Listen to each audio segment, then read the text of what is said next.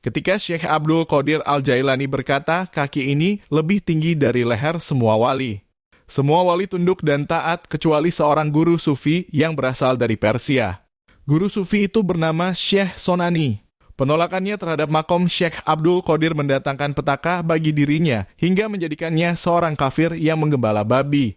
Bagaimanakah kisah lengkapnya? Simak kisah penuh hikmah berikut. Suatu malam, 50 syekh terkemuka pada zamannya di Baghdad berkumpul di rumah Syekh Abdul Qadir Al-Jailani.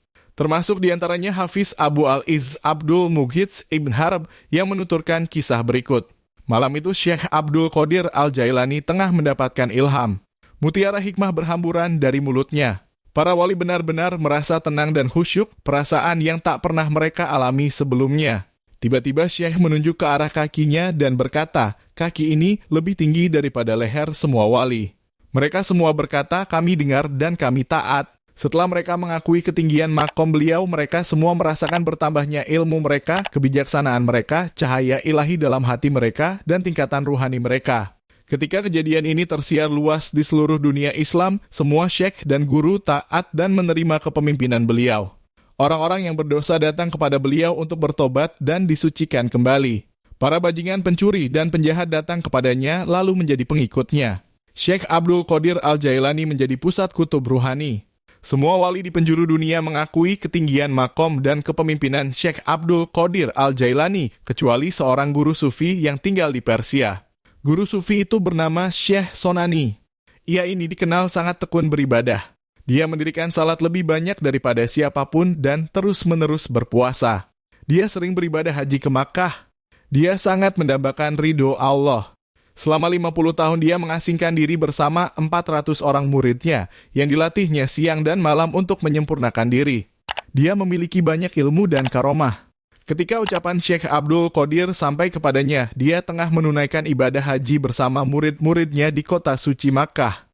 Entah karena meremehkan Syekh Abdul Qadir atau entah karena mengagungkan dirinya sendiri, dia menolak taat kepada seruan Syekh Abdul Qadir. Malam harinya dia bermimpi meninggalkan Makkah menuju Bizantium dan di sana dia menyembah berhala. Karena sedih mendapatkan mimpi seperti itu, dia kumpulkan semua murid-muridnya dan mengatakan bahwa dia harus pergi ke Bizantium untuk menyingkap makna mimpinya. Mereka mengikutinya dengan setia. Ketika memasuki kota Bizantium, Syekh melihat seorang gadis pelacur cantik berdiri di balkon.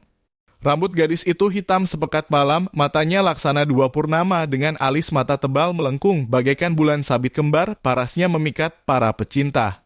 Melihat gadis itu, hati Syekh terbakar birahi. Hasratnya membara memenuhi rongga dadanya. Karena cintanya kepada gadis itu, agama dan iman tersingkir dari hatinya. Kecantikan gadis itu benar-benar membangkitkan nafsu dan syahwatnya. Syekh berdiri di depan pintu rumah gadis kafir itu dengan mulut terbuka seraya menatapnya lekat-lekat. Pikirannya terkoyak. Puasa yang dilakoninya bertahun-tahun dan menguruskan tubuhnya tak dapat membandingi derita yang dialaminya kini. Begitu pikirnya. Dia kerahkan segenap pengetahuan dan akalnya untuk memahami keadaannya ini, namun semua pengetahuan telah sirna meninggalkan dirinya. Dengan rasa takut dan segan, murid-muridnya memohon kepadanya untuk pergi dari tempat itu, untuk bertobat dan berdoa. Syekh menjawab bahwa sekiranya dia harus bertobat, maka dia akan bertobat dari kebodohannya selama ini yang telah menyisihkan dunia dan kesenangannya hanya karena agama. Jika diharuskan berdoa, dia akan memohon kepada gadis itu daripada memohon kepada Allah. Ketika diperingatkan akan azab Allah dan neraka, dia bilang bahwa perpisahan dengan gadis yang dicintainya dan api cinta dalam hatinya dapat memadamkan 7 neraka. Mereka berusaha keras membujuk Syekh. Namun melihat upaya mereka sia-sia, mereka pun meninggalkannya. Syekh itu berdiam sebulan suntuk di depan pintu rumah pelacur kafir itu. Debu menjadi kasurnya dan anak tangga menjadi bantalnya. Dia tidur di jalanan bersama anjing-anjing kudisan. Akhirnya si cantik kafir itu membukakan pintu dan berkata, "Hai orang tua yang mengaku sebagai syekh muslim, kau telah dimabuk kemusyrikan yang membuatmu melakukan kebodohan ini di jalan kafir." Syekh berkata, "Akan kuserahkan bukan hanya agamaku, melainkan juga jiwaku asalkan aku dapat menyentuh bibirmu.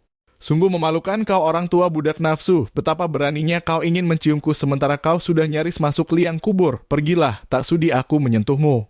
Tanpa mempedulikan caci maki gadis itu, Syekh tetap berdiam di depan pintu. Lalu perempuan itu turun lagi dan berkata kepadanya, "Jika kau sungguh-sungguh mencintaiku, kau harus keluar dari Islam, membakar Al-Quran, menyembah berhala, dan minum arak." Syekh berkata, "Aku tak dapat sepenuhnya meninggalkan Islam atau membakar Al-Quran, tetapi aku bersedia minum arak demi kecantikanmu." Gadis itu menjawab, "Kalau begitu, mari minum bersamaku, pasti kau akan mau melakukan permintaanku yang lainnya." Ketika gadis itu menuangkan arak, hati dan pikiran Syekh menyala-nyala.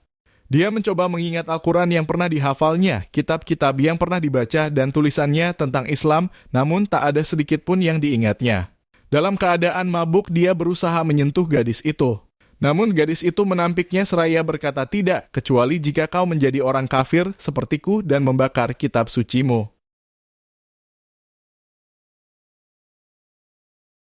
Dukung channel ini dengan menekan tombol subscribe dan like.